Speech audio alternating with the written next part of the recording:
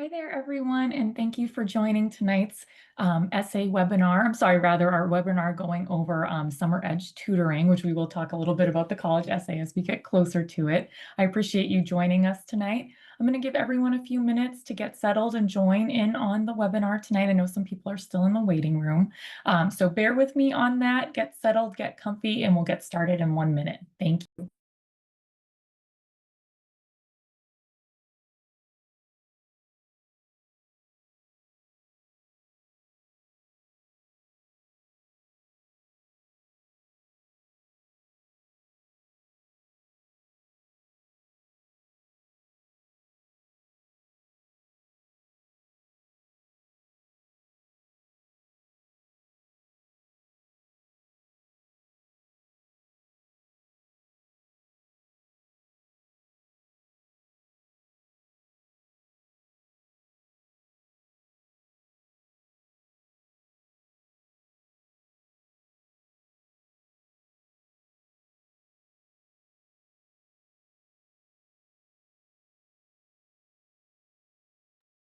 All right.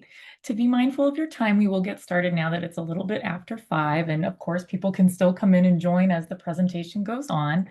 We are going over a presentation tonight entitled SummerEdge Advantage, Maximize Summer, Minimize Stress. So talking a lot about why students can use the summer to get ready for next year while still recharging, getting the rest that they need, and having some fun this summer before the school year starts back up again.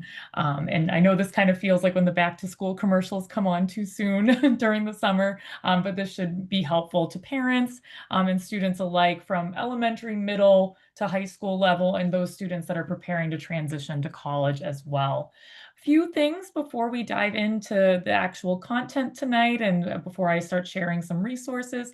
I did want to note that tonight's presentation is being recorded and you will get the link following tonight's presentation. It will also be posted to our YouTube account so you can see it and it will never expire, so you'll be able to see it there. So certainly if you miss anything, you can go back to it, screenshot it. Feel free to screenshot anything you'd like tonight as well.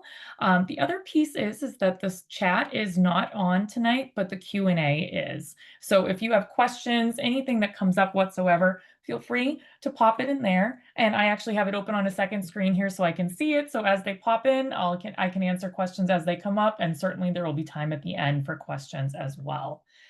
So now that everyone's settled and I gave you a couple of things about the housekeeping items, we will dive into why summer tutoring sets students up for success in school and in college admissions. Quickly about myself, I am Bernadette Smith, the Education Programs Director here at Nova Star Prep, and I also started here as a college coach and writing tutor. I'm a licensed high school guidance counselor in the state of Massachusetts for over a decade. That was both in private school settings as well as in large public high school settings in and around the Boston area. I've been an English tutor for over 15 years, a college instructor teaching, intro to English, English comp, things of those nature, and a college coach during that time period as well. So I've worked with students one-on-one to help them get ready for post-secondary life in terms of college, career, anything along with, picking the right choices for them, finding the right fit, making sure they're choosing the right things in high school so that their goals become reality. And that's a lot of what we'll talk about tonight. And it all kind of comes back into, making the most of the time you have to be thoughtful about the things you'll need while the school year is busy. So that's a lot of what we'll cover tonight. So in terms of the agenda, tonight we'll be covering why summer matters. And I know we probably all have a few ideas about that are not necessarily academically related. And then we'll talk very specifically about how that relates to academics and test prep strategies. From there, we'll move on to college admissions and a timeline that can be helpful for how to use the summer related to that for multiple ages, and then a little bit of a SummerEdge overview. For those of you that may be new to Nova Star Prep, SummerEdge is the title of our summer program, which is all about getting an edge on next year. And it's not a one singular program, it's a lot of things within it. So that includes one-on-one tutoring, workshops, classes, different things to make sure that students walk into next school year feeling confident and feeling as though, what they worked on over the summer is letting them breathe once the school year starts. So at Nova Star Prep, we are all about building confidence. So the goal of tonight's presentation is to give you as parents tips, suggestions, statistics, and tools to be able to help your children this summer so that they feel even better going into next school year. So we'll start with the first thing. Why does summer matter in terms of academic preparation? So first and foremost, there's a lot of reasons why summer can be a time to tackle things that maybe require a little bit different focus, why maybe it's a really good time for test prep. There's a couple of different reasons why it comes up, and it's not just to ruin your kids' summer and make them do homework. Certainly, without the school day stress, students can focus a lot more on these other items. We all know how it is when our students get very stressed out about a particular test coming up, or a project that's due in a class, or maybe they have state level testing going on at the same time, and then something falls by the wayside in their history class because they really had to prioritize geometry, or they're very stressed out because they're in school from 8 o'clock in the morning until 3 o'clock in the afternoon, and then they've got other things going on, and then they still have homework on top of that, besides needing tutoring, besides needing test prep, besides needing extra help from tutors and teachers. So again, if we're not having the school day stress going on, we can get better focus. I know that also sounds a little counterintuitive in the sense that we know students might lose some academic focus over the summer, but the goal of this would be to keep that momentum going so they're not out of the swing of things academically when they come back to school and have to go through a lot of review and get back into just the motions of the school year. And we all know how that first week of school goes for students, getting up early again, getting situated with their schedule. This will allow them to be in the swing of things while still enjoying their summers. And then we'll also see that they'll be more rested and confident and engaged because they don't have to do tutoring at 7 o'clock in the morning. They can do one at 2 o'clock in the afternoon, or they can participate in a class that occurs at the nighttime. So there's lots of options there. It can be on a weekend as well. It can be every other week. It doesn't have to take over their summer, but there's an option here to just be rested and focus on one or two things at a time rather than the chaos of the school year. Because as you can see on this pencil diagram on the right, they have family responsibilities, social commitments, homework, work, sports and activities, and of course, being a full-time student. So, social commitments, we know that that takes the form of physically seeing their friends and then also being on their phones, right? So I think with that, we know they've got a lot going on in their day, and we want them also to spend time with you. So family responsibilities and family fun, the homework that grows with each passing year of high school, and then we want them to have employment or volunteer work and to be engaged in their school. So while they're still doing some of those things in the summer, because they don't have school from 7 to 2 or 8 to 3 or whatever it might be, they have some time to be rested and confident in what they're approaching. And again, it just makes scheduling so much easier. You're not limited to very few times. There's a lot more openness in it. You can be very flexible with the tutors. You can say, I just want 3 sessions over the summer. You can take a particular class that meets on certain days. It just allows students to have fewer distractions going on, feeling like they're running late for practice or feeling like they have so much homework to do when, this extra learning is over that it's overwhelming them. So again, really great time to get started. And the other reason too is that, after years and years of research, and I'm sure my parents saw this when I was a child and, maybe their parents before that, that the summer slide is real. In other countries, we see different time frames that, shorter summer breaks, or there's just a 2-week break and then they come back and then there's another longer break around the holidays. Here we do have, 2.5 months usually where students are out of school, and what they really do is they very specifically lose up to 2 months of math skills over the summer. That's done by a very large study from the National Summer Learning Association, that I've certainly looked into the data for, but I also saw it firsthand with all of my students. They would come back in, and not only would the teacher be forced to do the typical review that they needed to do to start the school year, they had to go back even further because a lot of students had forgotten a lot of the content from the previous year that were building blocks for this coming year in math. So losing 2 full months of math skills is not great for any student, but it's especially bad for students with math anxiety or that just struggle in math content in general to feel behind even before the school year starts. The other piece here, and this was done by the Wallace Foundation in association with RAND, was that high quality summer learning opportunities can close those achievement gaps. We know that they exist generally. We saw some worse ones that happened during the pandemic, and we want to promote long-term academic engagement. This is where we want to make sure that summer learning isn't just learning, something random for the sake of it, but that it's personalized to what your student's passionate about, what they need the most support with, and that it's consistent over time. We know that we want lifelong learners, and that doesn't mean you can't get a break, but there's other things you can do and work on your writing in a fun way with a creative writing coach. Work on math using games and different things like that that will help you visualize certain math material more easily. So again, we want to be able to close those achievement gaps overall, but the specific gaps that your student may be feeling that's holding them back a little bit at school or maybe making them feel less confident. And then here, kind of what we're showing here in this chart, just kind of what this all looks like, because students in a structured summer program score 25 to 30% higher in reading and math. And that would be on the state level of testing and also in standardized testing like SATs, ACTs. And so students who participate in some form of a structured summer program do end up scoring 25 to 30% higher. That's a huge percentage there.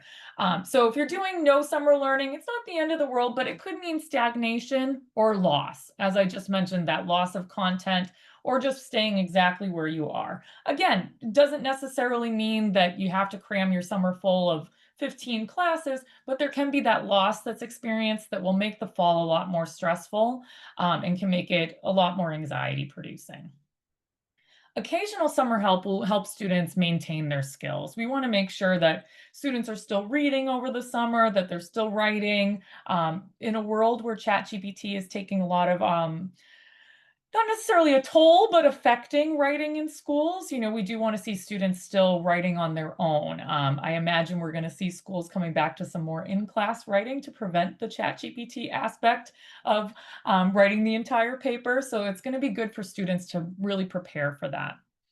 And then the high attender, this would be 20 plus days of structured summer program. So that could be participating in a class over the summer that meets several times. That could be working consistently with one tutor on SAT prep every single week. That could be doing college admissions coaching. But specifically for academics, if it's a student that struggled last year in one of their science classes, they know they're moving on to a much more difficult one. They know they're in honors next year, and it's going to be much more homework, faster paced. This is a time to preview that class and make those gains, those significant gains for the school year. And you can really get a quarter of the year taken care of during the summer where that awareness is there and understanding what's coming up. So again, this is just one way of looking at it, but this is what we have seen in our practice and what I've seen as a school counselor, that if no learning is occurring over the summer, that stagnation can be bad and make the get up and go part of the school year when it starts back up very difficult, and it can also cause loss. So we want to at least be in the occasional summer help area, and then definitely the high attender 20 plus days. So right now, as we're at the very beginning of July, that's still very possible. There's lots you can do to engage your students further, and we'll certainly go over some of those examples coming up. And here's just an example, differently than what those programs are, just what a student might be going through. And we see this particular scenario a lot, frankly, with the many students from this past year, that a particular student might be struggling in math and add some summer tutoring to preview next year's class. This can result in them ending up 2 units ahead of their peers, because what we do is we work very hard to get the curriculum from the school district that the student is in, so that we're not just covering what is typically coming up in a particular Algebra 2 class, but we know what is going to be happening in a Fairfax County Public Schools situation, in a Boston Public Schools situation, knowing that we, operate in different areas. It's very important for us to have the accurate information, and we work hard to get that with you. What the other big plus is, though, with this is that the student then already has a relationship established with the tutor. So then it's easy to restart with them or continue with them in the fall. So it's not about building a relationship in the middle of October because a test didn't go well. It's going in already knowing you have someone in your corner. We all know that teachers are more than willing to help after school. But what I've seen from my own time in schools, what I've heard from my own daughters is that yes, they go and meet with teachers after school, but there's probably 15 other kids there asking for help as well. And maybe we don't get to your question in time, or we aren't able to dedicate as much time to that one question. So this allows them to have that one go-to person that's there for every part of their academic journey in that particular class. And then it's preventative instead of reactive. Units will get more challenging over the course of the year. Your student's going to feel really good at the beginning because it's mostly review, and they did a lot of that with their tutor, and they previewed the upcoming chapters. This will be more so for when the class gets challenging and the tutor already knows that's coming. So you can prevent that kind of shock as the content gets harder and the quizzes are tougher and the exams become more difficult. That will be great, and it will lead to higher confidence. And, we mentioned this before. Why now? Why add it in the summer? Well, look at their schedules during the school year. If they're waking up at 7, let's say, or, 10 minutes before they need to go out the door, they got to get ready for school. And then depending on, if you've done later starts, earlier starts, depending on your school district, they're roughly in school from 8 a.m. to 2:30 p.m. or, 8 to 3, whatever it might be. We know that sometimes that involves, going after school to meet with teachers, to participate in clubs, to meet with a guidance counselor, an advisor, whatever it might be. And then students have practice and extracurriculars. So, maybe that's 3 to 5 p.m. Again, hypotheticals here depending on the timing in your school districts. But we know that those take a lot of time, and it's not instantaneous the second it's over that they suddenly just start homework, right? Because some of them may have employment and other activities, volunteer work that doesn't start until after 5. Some of them might be, working on job shadows and internships and things like that that come up that take up more of their time after school responsibilities. Then I think our kids sometimes need to eat, and so they have to have dinner and breathe for a minute. But then the homework comes and the homework continues. And then, as we all hope, they can go to bed at least by 11 o'clock. I know a lot of our students go to bed much later than that, but in a perfect world, we would imagine this. And of course, getting ready for bed, skincare routines, things like that at the end of the night. Doesn't leave a lot of room for adding 16 hours of tutoring a week. Granted, we find places, right? Because not all of these things happen every day, and not every time you're going to have this much homework. Kids have study halls. They can plan accordingly over the weekends. We have weekend availability. But it's a great way of understanding why getting started now gives them more flexibility, and then you can work with student schedules as the school year begins. All right, so that was a lot about why summer is important. Now we're going to move on to very specific topics related to academic and test prep strategies. So we'll go through a few things about different academic areas by grade, and then also talk specifically about SAT and ACT prep. And again, if you have any questions, feel free to pop them into the Q&A. And the way we want to emphasize this is build confidence now and reap the benefits all year. We can certainly work with you, and teachers can work with you, and school counselors can work with you during the year to build that confidence. But if you build it now, you're going to get the benefits all year long. You're not going to have that staggered start. You're not going to be as nervous. Students are going to feel more empowered in what they're doing in school and feel a little bit more on top of things. We know our students stress out when they feel behind, and then that can lead to being even more behind, or doing so much in one class to catch up that they fall back in another one. There are only so many hours in a day, and students can start to feel behind very quickly. So we know from our experience and my long experience as a tutor is that summer tutoring really builds academic readiness. Each year, we know our students go through changes at school where there's a bit more homework, a bit more autonomy, a bit more self-advocacy required out of them, less about asking, sending emails home to mom and dad about missing homework assignments. It's more about them being ready. And with each year, they need support making that jump to the next level of expectation. And then there's really where it builds resilience and self-belief. We want students to be resilient in the face of challenges and in the face of failures. It's not a word we love to use, right? Because it doesn't make kids feel great. But when something doesn't go right, and when they thought they were on top of a certain content area in their physics classes and maybe they really weren't understanding it. And so we want to have that resilience to get back up and bounce back from it. And then we want to have students believe in themselves. We want them to feel that they can do it. I'm very guilty of this, that I always refer to myself as not a math person, but maybe if I had changed that a little bit, I would have believed in myself a little bit more and could have, felt a little bit better in my math classes growing up and felt a little bit more confident, which in turn turns into better results. Then certainly summer tutoring builds a head start on challenging subjects.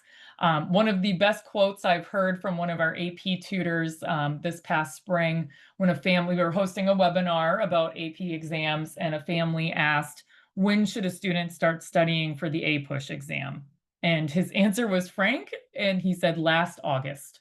There is so much content in certain classes, especially the honors levels, the AP classes, and the IB classes, that you really want to get a head start on those areas. Or if your student is struggling in a foreign language, for example, and we know we're moving on to the next required level of that, getting some help with that before the school year starts. It just gives so much relief upon starting school, and it allows students to be working towards not only the AP exam at the end of the year as an example, but the grades they're receiving in AP throughout the year and as they're working on, all of the content and all of the reading they need to do and all of the writing that is required of them, or if it's in a science class, all of the lab reports and whatever might be adding up. This allows them to go in knowing what to expect and already having somebody in their corner. You don't want to be studying for the AP exam in April. It's in May. You want to be studying earlier. And while you're studying for it, you're studying for the class. So it works out perfectly. And that's where we see the greatest results. And we're seeing kids get 5s across the board when they've been gearing up for it all year. And then, of course, I wouldn't be a school counselor without emphasizing that it reduces academic anxiety. Kids don't feel good when they go to school unprepared. That can cause them not to raise their hands, not participate as much, be embarrassed about homework they're turning in or papers they're turning in, constantly comparing themselves to other students. It's hard to be a teenager. It's hard to be in middle school, and it's hard to be in elementary school. So there's a lot here. We don't want them to feel terrified of school. Working with somebody and, having a coach, and we really try to say coach instead of tutor a lot of times because it's really somebody that's cheering you on, giving you strategies, pumping you up, and making sure you're doing the best things for the progress you need to make. So I can't stress enough that summer tutoring is one of the best ways to reduce academic anxiety. So, who needs help? We always start with math because that is chronic. We know that math scores are down in the United States, but we've also seen math GPAs go up, and that's a bigger discussion for another day in terms of GPA inflation. But we know that our math scores in the United States are not where we want them to be. And we know anecdotally that the biggest requests we get are for math and science, for example, in terms of one-on-one tutoring. And we know that math help really matters. So we talked before about summer learning loss, but we know specifically for math that students lose up to 2.6 months of math skills over the summer. That is a great deal of content, especially whereas math just builds and builds and builds on each other. And what you're learning towards the end of the year, in a lot of cases, is going to help you with next year. We know students obviously take geometry once and don't build on it the next year necessarily, and then they have to remember it for the SAT down the road. But it's important to note that students who love math and who don't are going to lose that much over the summer. We also know that Algebra 1 is considered a gateway course. So students who struggle there are going to be less likely to succeed in those more challenging, higher level math classes on time. It does also affect graduation rate, but we know that This will affect their ability in pre-calc, and if they are gonna have the option to take AP Calc, AB or BC, it's gonna affect their ability to skip any classes at the beginning of college, and are they gonna end up in elementary functions or fundamental maths or whatever it might be. We know that we've gotta get Algebra 1 right, or make up for it with a tutor over the summer so that the beginning of Algebra 2 goes really smoothly. And again, that leads throughout most math in high school, that it builds and builds. And like, you want to be able to do well with this gateway course or correct anything that didn't go particularly well. Algebra 1 and 2, so the struggles that we see are weak foundational skills, trouble with word problems. We see that a lot, both for kids' homework, exams, and standardized testing, and pacing issues with it. We also know students need Algebra 1 and 2 for the SAT and the ACT. So even if your student is excelling in math in school, sometimes by the time they get to the point where they're taking the SAT, they're starting to forget Algebra 1, or maybe they've forgotten a lot of their geometry content. So that's a lot to keep in mind. Conceptual reasoning and proofs are very much where students struggle in geometry classes. Before they even get to area and volume and lines, angles, and triangles, a lot of the issues happen here with proofs. So that's something that we see time and time again, that by the time we hit October, students are reaching out for help with that. So it's something to get ahead of now and to make sure you can do really well with this type of content. Because some students are algebra kids, some students are geometry kids, and some are, can't do the other side of it or feel very intimidated by it. We also need geometry for the SAT and the ACT. For pre-calculus, what we typically see for struggles are advanced functions, trigonometry pops up quite a bit, and then the prep needed to enter AP calculus. So, in terms of who needs this help, I would frame it as rising 8th through 11th graders, sometimes even 7th, because we do have those younger students who are jumping up to Algebra 1 very young, or a pre-algebra class. And we also want to focus on those students who have felt overwhelmed or behind in other math classes in the past. Like, I probably would have been one of those students where someone probably noticed I was overwhelmed in math, and those with general math anxiety. So that's one of those things we want to keep our eyes open for, that and build that confidence and build that resilience in math classes. And then, as you can imagine, we want to build better readers and writers. ELA support can really pay off during the summer because kids have some more time to read, they have more time to free write, and they can read what they want versus what's assigned at school. Whenever somebody asks me for the SAT, how should I study the vocabulary words? I tell them to read more. And I know it's not the most convenient way to study, but that is what helps students be the best at words and context on the SAT. We know that ELA support pays off in all subjects, not just English, with reading comprehension and writing skills across the board. You need it in history, you need it in AP Psych, you're going to need it in any, ELA related class you're going to take. You're still going to have to write things in your science classes and your different courses that you might take in as an elective. If you're taking a criminal justice class in high school, you're going to have to write a little bit. So we want to make sure that they're getting those strong reading comprehension skills. Over the summer, students tend to lose practice with analytical reading and grammar. Grammar is a big one. I think it's not only because of the summer. I think that's because we're not teaching that in schools as much anymore, and students have Grammarly and things like that. And so I think grammar has fallen by the wayside, but I promise you the SAT and ACT has not forgotten about grammar. So you want to keep that going. But working with analytical reading, a lot of times what we'll hear during the school year is that students are struggling with pulling out the meaning of a text, going beyond summarizing. So that's where they tend to need some more help. Working with a writing tutor this summer, a reading and writing tutor, can help you look at some different pieces of, excerpts from different works, a particular book that maybe the student's interested in, and they can work on doing some analysis or rhetorical analysis of something and help the student work through it in phases so that they can be more prepared for an increased challenge the following year.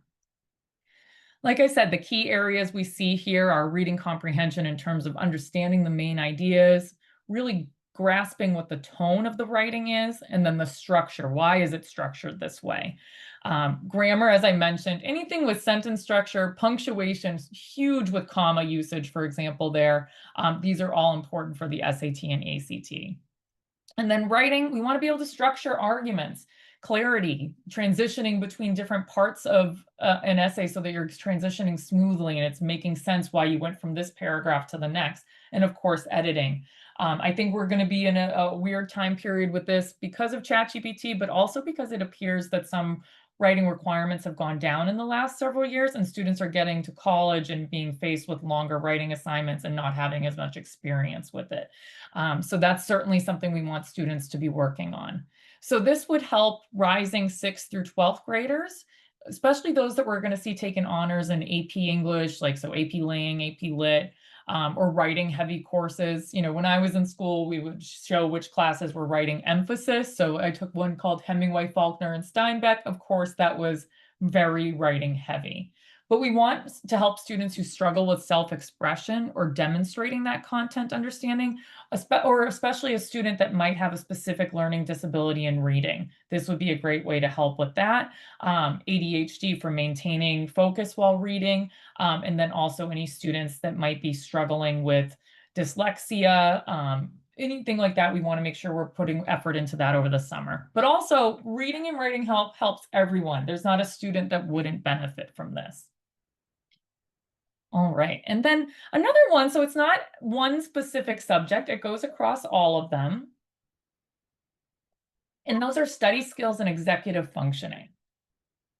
You know, we do have students who come to us strictly for study skills, executive functioning coaching, working on, you know, anything related to time management, organization, note taking, all of these things that they need to be adept in for high school and college.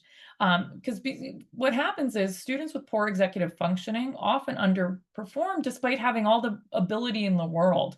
So if you're struggling with keeping track of homework and you're struggling with when deadlines are for larger projects and, you know, keeping track of papers and different things. I know a lot of it's in Google Classroom now and Schoology and other things like that, but even that can be really daunting for a student with poor executive functioning skills. It can feel very overwhelming, even when it's all in one place in a platform like that. And these skills aren't just going to improve grades, they're going to reduce stress on the student. You know, I've worked with a lot of students who, like I said, become so overwhelmed with the amount of work that they can't get to the place where they can see that if they break it down and spread it out, that it will ease their concerns, right? So we want to reduce that stress and increase confidence with that. So teaching those skills over the summer, really, really important. And so, like I said, these areas of focus would be time management and planning. So students have long-term assignments and then are suddenly surprised sometimes that it's 3 days before it's due. We want to make sure we're helping students go back 6 weeks from when something's due towards the end of quarter 1 and that they're getting ready for it. We want to build routines that help them, you know, stay on top of everything that's being thrown at them. Certainly for organization, I mentioned note taking, you know, making sure students are taking effective notes, tracking all their materials, you know, maybe they're not, you know, they're still going to have folders for some of their classes. Are they bringing everything home? Are there things they're supposed to be printing off of Google Classroom? Is there, you know, do they think they finished all of their homework and they only did part 1 of 2? You know, keeping track of all of that. We want to avoid panic, right? Because the students have a very hard time completing all that work when they're under panic, right? Like that, when you're in panic mode, you're not going to be able to have the same processing speed that you would need to complete things in a timely manner. We want them to be able to breathe through these assignments. And then certainly motivation. We want to set goals. We want to stay engaged. We want kids to feel motivated to complete these tasks and to stay on top of them. And procrastination, that can be a difficult obstacle to overcome. And I'm sure we've all dealt with it with our own kids or with students that we've worked with, where we know it just causes more problems for them once it, you know, push comes to shove. So hopefully working with somebody on executive functioning can really help a student for that. And I've seen that work firsthand. So this can be a really great thing specifically for middle schoolers as they prepare to transition to high school, but also for high schoolers in general, right? Because if they need to build on those skills, period, for high school, that's one thing. But then they're also going to need to build on those skills for college. There's going to, you know, we always say for years, right? Professors aren't going to chase you for your homework and things like that. You're responsible for understanding the syllabus. those are a lot of things that they're going to have to get really on top of.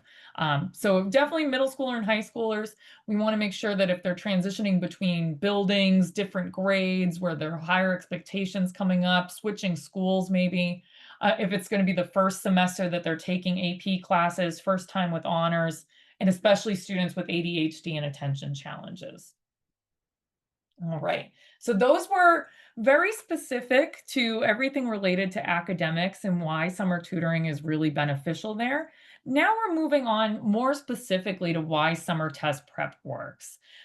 This is one that, is proven time and time again to me that the openness of the summer and the number of hours that test prep truly requires, where really this is where it works, right? Because we have the openness, we know test prep takes a lot of time. So we want to make sure we're pairing that opportunity with the time that's taking for this. All right. So, summer really is that perfect storm of opportunity in terms of test prep. Again, we don't have the school day stress, just like we mentioned for other subjects, and we don't have nightly homework typically in the summer. I know there's some kids out there that are doing summer classes, and we'll have some of that going on, but certainly not as much as during the school year. So this is a great chance for students to have SAT related homework. And I know that's not the best thing that kids want to hear about summer, but we know, and it's been statistically proven, that students who are doing regular SAT prep over the course of 3 months with interspersed homework between sessions see the greatest score increases. We also know that there's fewer extracurricular conflicts. We know there's vacations and summer camps and things that come up, but there's usually a little bit more freedom to move the schedule around. And then students, frankly, are just rested and more focused. Instead of trying to do this when you have homework for pre-calc on top of everything, you're going to also have a chance here to, actually just focus on SAT math or focus on, punctuation in the grammar section on the SAT. This will allow students to have that focus. And then we've got the real benefits here. So I mentioned what we've seen in our time as a test prep and tutoring organization, what I've seen as a counselor in terms of what we really know, that it takes at least 3 months of solid, consistent prep. But we know that students who prep in the summer gain more points per hour of study. So this is coming straight from the College Board itself. They run the tests, they process the data, they know what's going on. So we know that we need to gain more points per hour of study. When can you get the most hours? The summer. 70% of top scorers on the SAT or ACT say they started their prep at least 3 months before their first test. So I can say that that's a common one for us across the board. Other organizations would say the same thing. And I have other students who start 6 months before.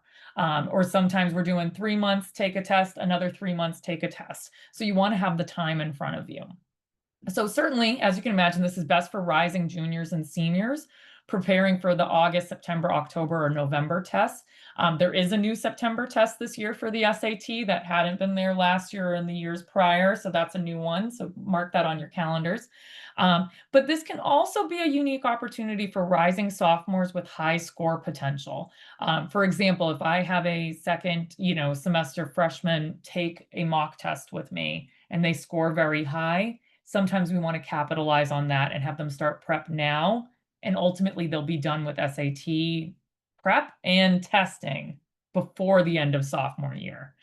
That's a really excellent position to put a student in. So this would be if in freshman year we're seeing like a 1200 or 1300 and they're already in advanced math classes. So again, this applies primarily to juniors and seniors preparing for those tests, but I do think there's a lot of cases where rising sophomores can make the most of where they're at in their curriculum and make the most of the summer.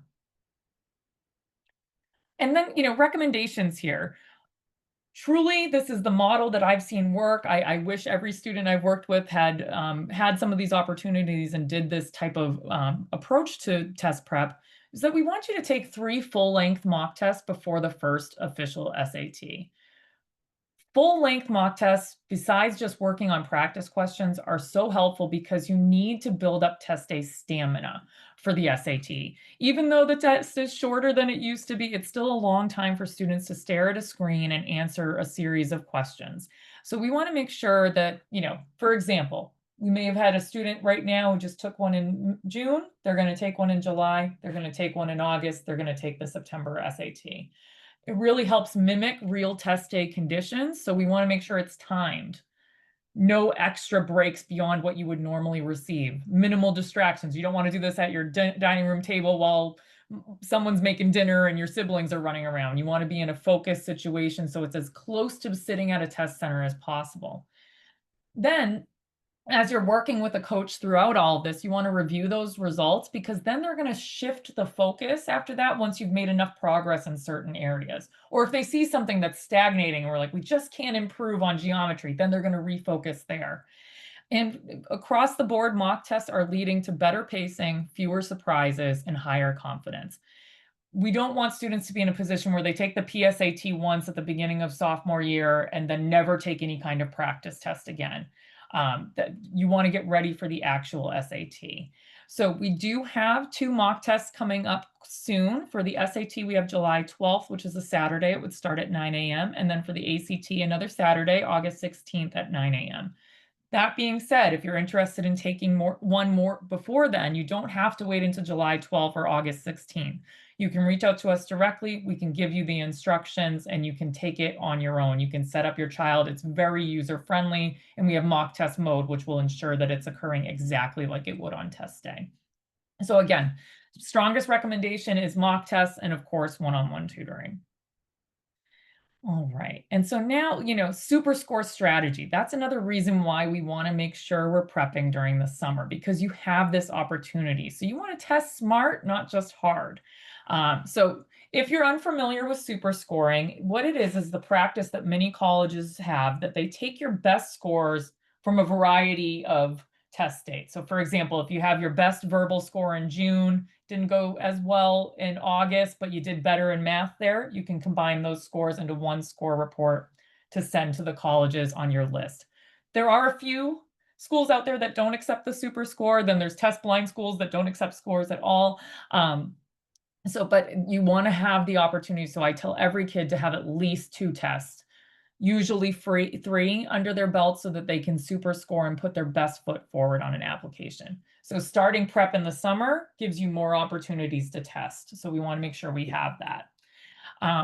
So the summer advantage that we see is you're starting early, so you can test in August or September. Then you have those scores back within 2 weeks now because it's the digital SAT and the ACT is digital now as well. You have those scores back within 2 weeks. You can reshuffle how you're approaching prep or keep going with what's working. And then you can take the November test, the December test. And then there's a little gap there for SAT, for example, where there's no January, no February, and then you're ready for March. So for example, a really great setup would be August, November, March. Then if you're a junior and that's your year, you're done with it. You prepped all summer, you put intermittent prep throughout the year, increased your score, and you were able to super score. And then you get to apply with the strongest possible composite score, and you have less stress. Again, that's the biggest takeaway here, less stress. We don't want students studying way more for the SAT and then falling behind in their classes because we know we need the GPA and the SAT or ACT there. Even with schools being test optional, there is a test submitter advantage and it's very clear. And so an insight here that I think is helpful is like students who test multiple times increase their scores by an average of 90 points on the SAT. And so, but with tutoring, we can see an increase of 150 or 200 points with that. So that's really, one way of looking at, we know multiple tests will be helpful. So that also means multiple mock tests will be helpful. I don't suggest students take 7 SATs, nothing like that. You will plateau eventually, but we do want to make sure we get in at least 3. And this is, of course, best for college-bound rising juniors, all of them, frankly, but also those who are applying for selective schools and want to be considered for merit scholarships.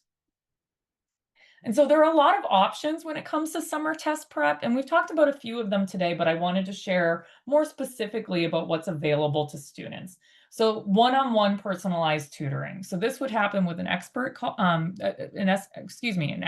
test prep coach and our digital SAT or ACT platform. That includes 10 mock tests, I think 8 ACT mock tests, 10 SAT, and lots of practice questions. So we wanna make sure that students, again, this should say test prep coach, are working one-on-one with somebody just on their goals. So this would be meeting a student where they're at, building a very specific plan from there to meet their goal. And so some students are going to find themselves, working with a 1400 plus tutor because they're right there at 1380 and they want to get to 1500, things like that. Um, this is the biggest part of it, is developing that relationship and having that person who understands where your score is going and can alter the path with you accordingly, rather than a student just randomly trying practice questions as they try to prepare for the test. We offer mock tests every month. We do offer the SAT more, so frankly, it's just a little more popular, but you can take one of them with us at any time as well. So every month we have an SAT mock test, every other month just about an ACT mock test, and you can take them at other times upon request. Boot camps. We have 2-day SAT classes. These are great to fit into a pretty tight schedule. It's an overview of reading and writing and math sections, plus some test taking tips. So again, great way to get a full overview of the entire test, learn from some really great tutors. You'll also get a mock test during that and a little sample test too. Then this summer, we have several classes that are very specific to the SAT, one of them being our 1500 plus class. This is specifically for students who have a starting score of 1350, whether that's on a mock test or an official test. And it's a very intensive 6-week online prep course specifically for students hoping to reach over 1500 from that starting point. Our SAT Edge class is very similar, but for students with over a 1200. And then there's an SAT class that's about 12 hours of instruction that has no score requirement and definitely goes between verbal and math very smoothly, is another great thing to add to a student's schedule. So there's no shortages of options to explore test prep this summer. I do invite you all to meet with a test prep advisor like myself, and we're academic advisors over here on our team. There's bunch of us you can meet with and learn a little bit more about what may be the best approach for your child. But again, lots of different things they can do this summer while they have a little less on their plate. And then this takes us to college admissions. And so this would be, what can a rising senior certainly accomplish, but other pieces too. What should other students be doing during this time frame and what would be helpful? And so, because we want them all to get this nice letter and be admitted to the college of their choice. So rising seniors, you want to start now. You don't want to be stressed out in the fall. You want to make sure that you're going to be okay once classes start and you're taking another test and you've got extracurriculars and you have a job and you want to see your friends every once in a while. To have the essay added on as homework on top of your homework and to then be stressing to finish an application and there's going to be more than one essay, you want to make sure you're getting at least the writing done this summer. Get those hardest parts done without academic pressure on top of you. Again, it's going to be very hard to prioritize writing the essay when you have a math test the next day, or you're going to prioritize the essay and then not do as well on the math test. So again, take advantage of writing it this summer. Over the summer, you want to build a college list and a strategy. And so that would be something to do with a college coach. So again, someone like myself, when I was doing that here, that has my background as a school counselor, has worked in admissions, great essay coach, things like that, to make sure you're looking at the strategy. Is your list balanced? Do you have the appropriate number of reach, safety, and target schools? Do you have a balanced list? Is the number okay? Are you applying to 25 schools or are you applying to 10? You want to make sure you're not going overboard here. And you want to make sure you're outlining all of the deadlines you're paying attention to. That takes a lot of time, and you're going to want to work through the list and be like, yep, it makes sense to do early action here. I'm going to do early decision here, saving these for regular decision. You're going to want to plan that all out with expert support so you feel really reassured in what you're doing. You want to start, revise, and finish the Common App essay. And then all of those other supplemental essays, whether they're large supplements or the short, why do you want to attend blank university? You want all of those done so that they're not haunting you in the fall. Those can hang over your head and then suddenly you realize there's another one that you have to write that you didn't see before. Working with someone can make sure you have all of those done. You're checking all the places where they might pop up, and then you'll know that you've accomplished those things. This is also a time to work on the activities section for the Common App. It sounds like it's easy, but you really need to select the right activities and then also be really concise in how you explain the impact of those activities because they give you very little space. So, you know, a pro tip I would give everyone here is that if you start the essay process over the summer, you're 3 times more likely to meet early deadlines with polished applications. You don't want to be editing anything the night before at 11:35 when it's due at 11:59. You want to make sure that everything you're ready to go and that frankly you're hitting submit before November 15th or November 1st. You don't have to wait until the deadline to do so. And then here, we know that ninth through 11th graders and even 7th and 8th graders can build a stronger college profile. If you're starting early, you're going to have long-term results that are better. Selective colleges look at how rigorous your courses are. If you don't think about that before ninth grade or at the onset of ninth grade, you could miss out on opportunities to take higher level classes because there's a certain projection of classes that will allow you in a prerequisite sense to take a higher level math class down the road. You need to make sure that you're taking the right foreign language classes. You want to make sure that you're doing the right things in terms of like, okay, if I go with this path, will I be able to fit in APUSH and AP World, or would I need to take one out? When should I take AP Bio versus AP Physics? You want to plan and you want to show consistency in your grade and that you're curious. It's also the time to add depth. Like you want to make sure that students are doing activities that really are quality over quantity, things that are important to them, that are part of their story. I think about a good example is one of my daughters where she is a gymnast and her summer job is working at one of the local gymnastics facilities, working with little kids at a summer camp. And then she's also interested in possibly studying something related to, health sciences. Those things all come together because maybe that turns into something down the road with physical therapy as a potential major or sports medicine. All these things connect together, telling a story. And that's where, working on your admissions profile early. We do have a whole webinar about that. So certainly join us for that down the road. And with different activities and things that you need some time over years to plan out. Looking across grades, when you're in ninth grade, we want kids focusing on academic readiness, study skills, and enrichment, finding out what they like at school, going to the activities fair, figuring out, which teachers they have a connection with, and now suddenly they're more of a science kid than they thought they were. 10th grade, we want to explore interests, start that resume. I would say start SAT, ACT planning, of course. Build on those core subjects, making sure those are going really well and your GPA is maintaining or growing. And then we want to begin test prep in 11th grade. Make sure you've deepened that rigor. That's the time where you are taking more than one AP or more than one honors class. You're taking a couple IB classes, whatever it might be. Maybe you're taking a dual enrollment class. And then you want to start some of that pre-college writing. What we know is that colleges really do value students who show initiative. So that would be the things that happen outside of school that you're not required to do. Whether that's an activity that stems from the school or volunteer work that you just like to do and it's not for National Honor Society. Or there's employment that is really important to you because you love working at the library. Whatever it might be, an internship, a job shadow in a career that you might be interested in. They want to see that you're using your time well to explore these things and be really thoughtful with your considerations for the future. So again, summer becomes a really great time for this because it's hard to fit in a 30-hour-a-week internship when you're in school. So during the summer, look for those opportunities. That's why I would recommend, for those of you, are parents of 9th and 10th graders, this time next year, you'd want to already be in one of those, right? So work with a college coach next spring to get those set up.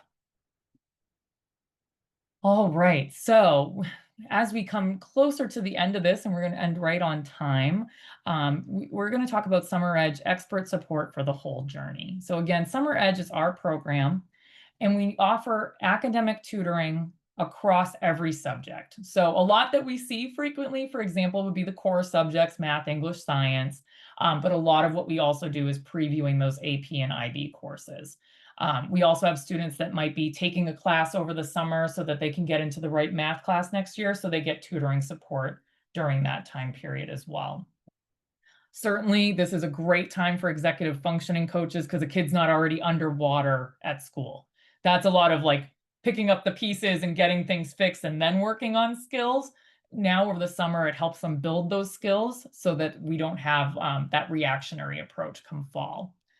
Of course, as I just mentioned, it's a great time for college admissions coaching. So this is when you can do the essays, that activities resume I mentioned, college list building, and more. Like everything about building your profile and making sure you're doing the best things to put your best profile forward to an admissions rep in the future.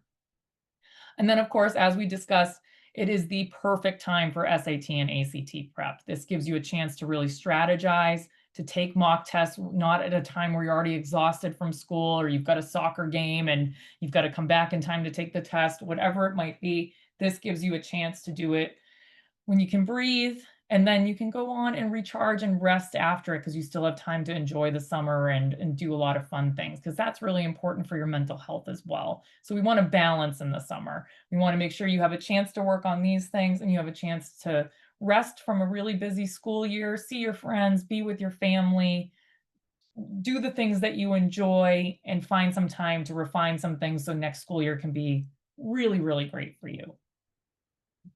We know it works because this is what we do. We tailor student one-on-one sessions to the students' strengths, goals, and learning styles. We meet kids where they are. We match them with tutors based on their preferences. So if they need a specific type of teaching style, we're going to do that. So maybe they need a drill sergeant. Maybe they need somebody that's a little bit more gentle with their approach. Maybe they need someone who shows them things more visually rather than through a conversation. We're going to look at all of that. And we're going to match it to your availability. We want to make sure that you don't feel like summer travel and activities are getting in the way of learning. They're not. They're a huge part of summer. They should be there. We're going to work with your schedule and your needs.